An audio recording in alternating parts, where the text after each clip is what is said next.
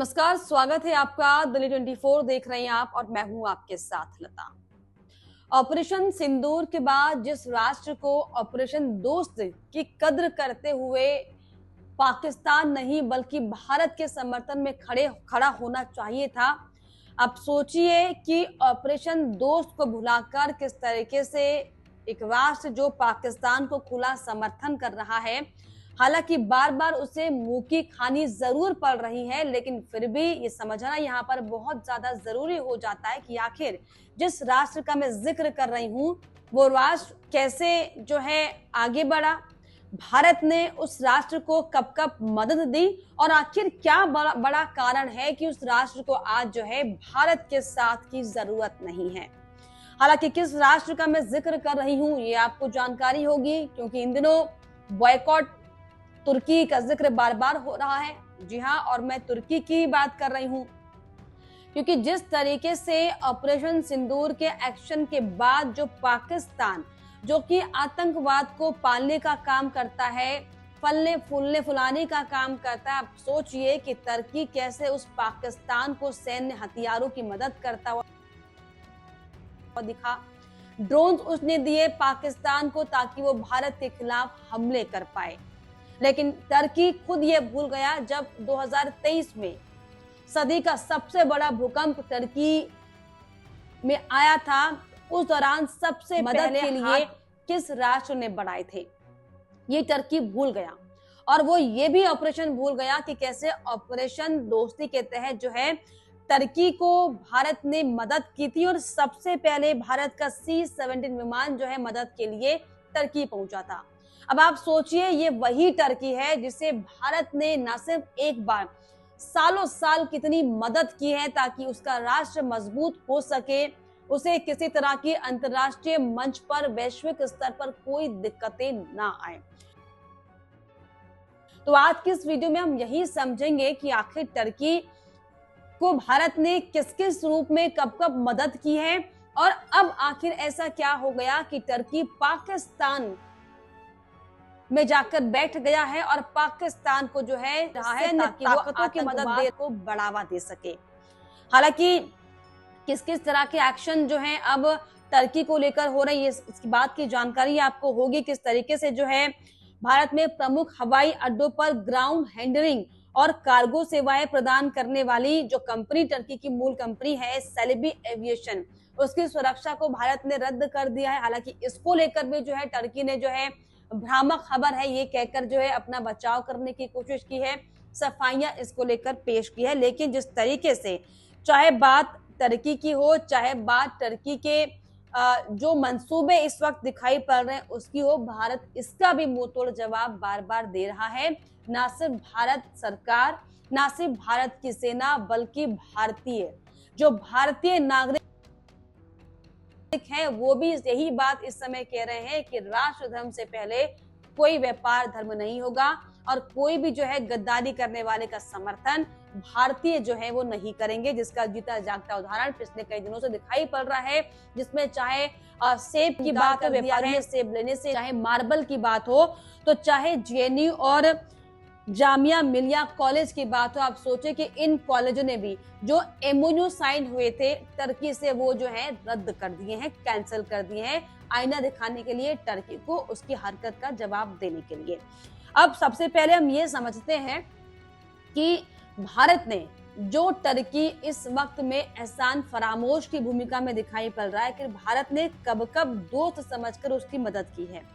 तो भारत ने शुरुआत से ही भारत ने जो दोस्ती का हाथ तुर्की के साथ बनाए रखा, आज वो सारे संबंधों को भूल चुका है, क्योंकि भारत ने 1948 में तुर्की के साथ जो है डिप्लोमेटिक रिश्ते शुरू किए और राजधानी अंकारा में अपना दूतावास खोला। तुर्की को कपास, चाय और मसाले एक्सपोर्ट करना शुरू किया और 1950 में मैत्री संधि पर हस्ताक्षर हुए। यानी कि यहाँ से जो है एक रिश्तों की शुरुआत जो है, बुनियाद जो है भारत ने तुर्की के साथ रख दी थी। इसके बाद सुनिए 2009 में तुर्की ने पहली नैनो सैटेलाइट ITUP-SAT-1 बनाई, जिससे स्पेस में नई टेक्नोलॉजी पर रिसर्च करना, पृथ्वी की तस्वीरें लेना और डेटा इकट्ठा करने के लिए भेजा जाना था। इस लॉन्च में भी भारत ने टर्की की मदद की। जो टर्की अभी अपनी छाती फुला रहा है, अपने नेशन को बहुत बड़ा ताकतवर नेशन बता रहा है, इसके पीछे रीजन भी बताऊंगी कि आखिर वो अपने आप को ताकतवर क्यों समझ रहा है। लेकिन भारत ने जो है इसे ताकतवर, यानी कि एक बच्चे को बड़ा करने में जो है मदद जिस तरीके से माँ बाप करते हैं, आपके फॉलोअर्स करते हैं, वैसी मदद भारत ने की है। लेकिन देखिए किस तरीके से टर्की ने जो है एहसान फरामश होकर भारत के साथ गद्दारी की। इसके अलावा इसके बाद जो मदद की वो बताऊं मैं आपको। 6 फरवरी 2023 को जानकारी आपको होगी कि कैसे तुर्की और सीरिया में 7.8 तीव्रता का भयंकर भूकंप आया था, भयानक भूकंप आया था। और इस आपदा में 50,000 से ज्यादा लोग मारे गए थे। करीब 1.5 लाख से ऊपर जो इमारतें हैं वो ढह गई थी, जिसमें करीब 15 लाख लोग बेघर हो गए थे। और भारत ने उस समय क्या किया? भारत फौरन तुर्की की मदद को आगे आया और ऑपरेशन दोस्त शुरू किया, जिसके तहत आप सोचिए कि एनडीआरएफ के 50 और भारतीय सेना के 250 जवानों की टीमें टर्की भेजी। ये टीमें दिन रात मलबे में फंसे लोगों को बचाने का काम कर रही थी, उनकी मदद कर रही थी, उन्हें उस सिचुएशन से निकालने के लिए, उस बदहवास माहौल से बचाने के लिए। इसके अलावा इंडियन एयरफोर्स के 7 विमान भारत ने भेजे। इनमें C6 C-17 में राहत सामग्री भेजी और 1C-130J सुपर हरकुलस विमान में मेडिकल उपकरण भेजे।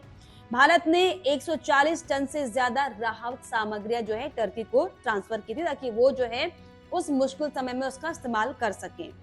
मरीजों के इलाज के लिए दवाइयां भेजी, सिरिंज पंप, ईसीजी मशीनें, एक्सरे मशीनें, वेंटिलेटर और सर्जरी का सामान भेजा। आप सोचिए, अक्सर हम अपने भारत में इस तरह की खबरें देखते हैं कि किसी अस्पतालों में अभाव की वजह से जो है मरीज का इलाज नहीं हो पाता, लेकिन उस वक्त पर भी भारत ने टर्की में आए भूकंप को प्रमुखता समझते हुए अपनी मदद जो है यहाँ पर, आप सोचिए कि अपनी जनता को छोड़कर टर्की में मदद के लिए भेजा, ताकि वहां पर जो आनन फानन की स्थितियां हैं वो बिगड़ ना जाए। इसके अलावा भारत ने तुर्की में 30 बिस्तरों वाला फील्ड हॉस्पिटल भी बनाया, जिसमें क्रिटिकल केयर एक्सपर्ट, सर्जन और डॉक्टर समेत 99 लोग शामिल थे। इस अस्पताल में लगभग 4,000 मरीजों का इलाज था। और ऐसी जो फेरिस्त भारत की मदद की टर्की को लेकर बहुत ज्यादा लंबी है। अब ये सवाल खड़ा होता है कि आखिर जब भारत की तरफ से इतनी मदद जब टर्की को लेकर की गई है, तो आखिर कौन सी वो वजह है कि टर्की है वो इतने कॉन्फिडेंस में आ गया है कि भारत के प्रति एहसान फरामोश वो होता जा रहा है। हालांकि चर्चा इसमें बहुत लंबी हो सकती है, क्योंकि जिस तरीके से भारत और टर्की ने एक साथ जो है संबंधों को मजबूत किया है, किस तरह का क्या रिस्पांस रहा, क्या चीजें रही, इन पर हम चर्चा बहुत ज्यादा गहराई से कर सकते हैं कि आखिर क्यों भारत की मदद के बावजूद भी तुर्की का झुकाव पाकिस्तान की तरफ हो गया, क्योंकि मुस्लिम वो कंट्री है, तमाम ये भी एंगल से। लेकिन अब ये समझना जरूरी है कि इस वक्त में, क्योंकि जिस वक्त भारत लगातार टर्की को बॉयकॉट कर रहा है, और ऐसे समय में भी आप सोचिए कि टर्की जो है टस से मस दिखाई नहीं पड़ रहा, कैसे प्रतिद्वंदी भारत को समझते हुए पाकिस्तान के जो है पीठ थपथपाने का काम कर रहा है। और इसको लेकर अगर हम ये समझे कि भारत से रिश्ते बिगड़ने की फिक्र आखिर टर्की को क्यों नहीं है, तो 3 इसकी मैं बड़ी वजह आपसे आज शेयर करूंगी, जिसकी वजह से टर्की जो है वो भारत से आंख मिलाने की कोशिश कर रहा है। सबसे पहली वजह यह है टर्की के लिए कि भारत के साथ टर्की में जो व्यापार है वो ना के बराबर है।